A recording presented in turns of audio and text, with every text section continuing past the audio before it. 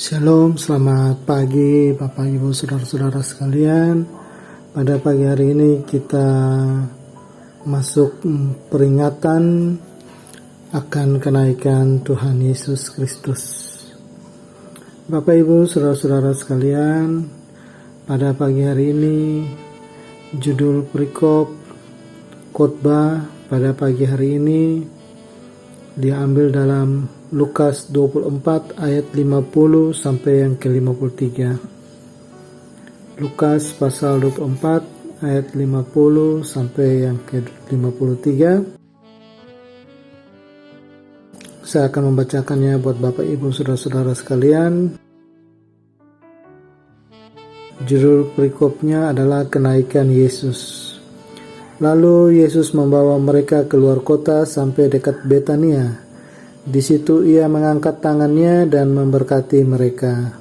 Dan ketika ia sedang memberkati mereka, ia berpisah dari mereka dan terangkat ke sorga. Mereka sujud menyembah kepadanya, lalu mereka pulang ke Yerusalem dengan sangat sukacita. Mereka senantiasa berada di dalam bait Allah dan memuliakan Allah. Bapak, Ibu, Saudara-saudara, pada pagi hari ini kita memperingati akan kenaikan Tuhan Yesus ke surga. Yang pertama adalah tempat di mana Tuhan Yesus naik ke surga. Di ayat yang ke-50, Yesus membawa mereka keluar kota sampai dekat Betania. Tetapi di dalam Kisah Para Rasul 1 ayat yang ke-12 dikatakan, maka kembalilah rasul-rasul itu ke Yerusalem dari bukit yang disebut Bukit Zaitun, yang hanya seperjalanan Sabat jauhnya dari Yerusalem. Kisah Para Rasul 1 ayat yang ke-12 ini menceritakan peristiwa yang terjadi persis setelah Yesus naik ke surga. Dan karena itu ayat ini jelas menunjukkan bahwa tempat di mana Yesus naik ke surga itu adalah Bukit Zaitun. Ini bukan suatu kontradiksi, karena ayat 50 di dalam Kisah Para Rasul 1 ayat di dalam Lukas pasal 24 ayat yang ke-50 itu bukan berkata Betania, tetapi dekat Betania. Dalam terjemahannya daerah sekitar Betania. Betania memang terletak di lereng sebelah timur Bukit Zaitun. Oleh karena itu tempat di mana Tuhan Yesus naik ke surga dan murid-murid mengantarnya tepat di Bukit Zaitun. Bapak, Ibu, Saudara-saudara, kenaikan Tuhan Yesus Kristus ke surga, hal yang ingin disoroti saat ini adalah sikap atau posisi Yesus pada saat ia naik ke surga. Untuk itu kita perhatikan ayat yang ke-50b sampai 51a di dalam Lukas pasal 24 ayat yang ke-50b sampai yang ke-51a yang berbunyi, di situ ia mengangkat tangannya dan memberkati mereka, dan ketika ia sedang memberkati mereka, ia berpisah dengan mereka dan terangkat ke sorga. Jadi ayat ini menunjukkan bahwa Yesus sedang memberkati murid-muridnya dengan tangan terangkat ketika ia terangkat ke sorga. Beberapa hal yang bisa kita pelajari. Yang pertama adalah memberkati adalah hal yang biasa Tuhan Yesus lakukan terhadap murid-muridnya, dan ia selalu melakukannya. Bapak, Ibu, Saudara-saudara, jika kita adalah orang Kristen dan kita sungguh-sungguh adalah murid Kristus, muridnya Tuhan Yesus, maka sadarilah dan percayalah bahwa Tuhan Yesus selalu memberkati kita semua. Apakah Bapak, Ibu, Saudara-saudara mengalami hal yang tidak enak atau sedang menderita? Apakah Bapak Ibu sedang dalam keadaan sehat atau sakit? Apakah Bapak Ibu sedang mengalami atau mempunyai kesulitan, lagi susah uang, atau lagi berada dalam kemiskinan? Percayalah bahwa Tuhan Yesus selalu memberkati Bapak Ibu, saudara-saudara sekalian. Apapun hal yang tidak enak yang Bapak Ibu alami, saudara-saudara alami, merupakan berkat yang terselubung yang pasti akan membawa kebaikan bagi Bapak, Ibu, saudara-saudara dan saya. Sesuai dengan janji Tuhan di dalam Roma pasal 8 ayat yang ke-28 yang berbunyi, Kita tahu sekarang bahwa Allah turut bekerja dalam segala sesuatu untuk mendatangkan kebaikan bagi mereka yang mengasihi Dia, yaitu mereka yang terpanggil sesuai dengan rencana Allah. Bapak, Ibu, Saudara-saudara, ketika sebelum Tuhan Yesus naik ke surga, Dia tidak lupa untuk memberkati murid-muridnya.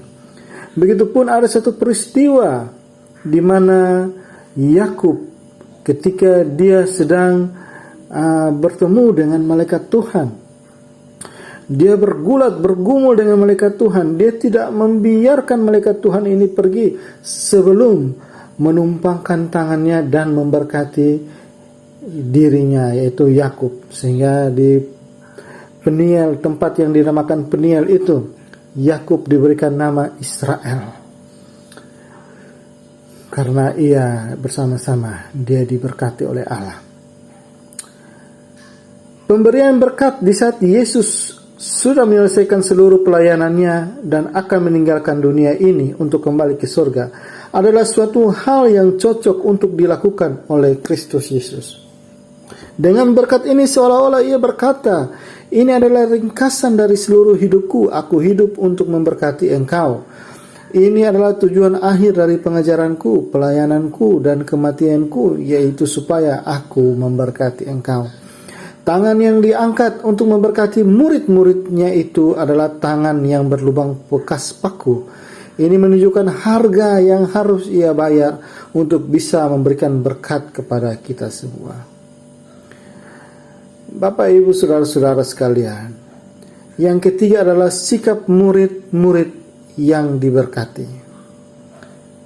Yang pertama, ketika murid-murid diberkati, mereka melakukan sikap, yaitu sujud menyembah. Di dalam ayat 52a, apakah Bapak, Ibu, Saudara-saudara betul-betul menyadari bahwa Yesus sekalipun adalah seorang manusia, juga adalah Allah sendiri yang harus disembah? Apakah saudara sering menyembah Yesus melalui doa dan nyanyian-nyanyian, dalam pergumulan, dalam doa, di dalam mezbah keluarga? Apakah kita menyembah Tuhan Yesus? Jika iya, maka itu adalah sikap murid-murid yang diberkati. Ketika mereka mendapatkan berkat atau sedang diberkati oleh Tuhan, maka mereka sujud menyembahnya. Yang kedua adalah pulang ke Yerusalem dengan sangat bersukacita. Ayat 52b. Perenungan tentang kenaikan Kristus ke surga ini memang seharusnya memberikan sukacita kepada semua kita yang percaya kepadanya. Sekarang kita mungkin mengalami banyak penderitaan, tapi ada satu kelak kita akan menyusul Tuhan dan juru selamat kita ke surga. Renungkanlah ini dan bersukacitalah di tengah-tengah segala penderitaan saudara. Yang ketiga adalah senantiasa berada dalam bait Allah. Ketika Tuhan Yesus memberkati mereka dan Tuhan Yesus terangkat ke surga, murid-murid memberikan sikap. Ketika sikap yang diberkati adalah senantiasa berada dalam bait Allah dan memuliakan Allah. Untuk sementara waktu, mereka memang menjadikan bait Allah sebagai gereja di mana mereka bersekutu, belajar firman Tuhan. Di ayat 53 ini menunjukkan bahwa mereka senantiasa bersekutu dengan sesama saudara seiman dan bersama-sama memuliakan Allah. Ada orang Kristen yang lebih senang berteman dengan orang-orang kafir. Kalau saudara adalah orang seperti itu, bertobatlah. Ingat bahwa kalau saudara masuk surga nanti, tidak akan ada satupun orang kafir di sana. Sehingga kalau saudara tidak senang bersekutu dengan sesama saudara seiman, maka mungkin saudara akan kesepian dan tidak kerasan di surga. Bapak, Ibu, Saudara-saudara, Tuhan Yesus ketika sebelum naik ke surga, Dia tidak lupa memberkati murid-muridnya. Dan ketika kita ingin diberkati, maka kita harus menjadi murid-murid Kristus Yesus. Kita harus menjadi murid Tuhan Yesus, sehingga berkat yang diberikan oleh Tuhan Yesus hanya kepada murid-muridnya saja. Oleh karena itu, saudara, marilah sama-sama kita bertumbuh sebagai murid-murid Kristus Yesus. Melalui kenaikan Tuhan Yesus ini kita boleh mendapatkan berkat. Apapun pergumulan kita hari-hari ini, kiranya Tuhan memberkati kita semua. Dan apa yang kita doakan, Tuhan segera menjawab. Shalom, selamat pagi, selamat hari kenaikan. Tuhan Yesus memberkati. Saat kau perlu Tuhan tahu, saat kau minta Tuhan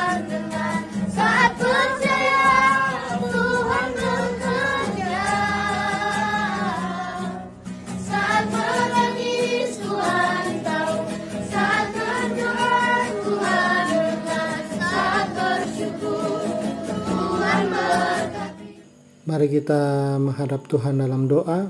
Bapa di surga, terima kasih Tuhan buat pagi hari ini kami memperingati kenaikan-Mu Tuhan, di mana Tuhan Yesus ketika naik ke surga, Tuhan Yesus tidak lupa untuk memberkati murid-murid.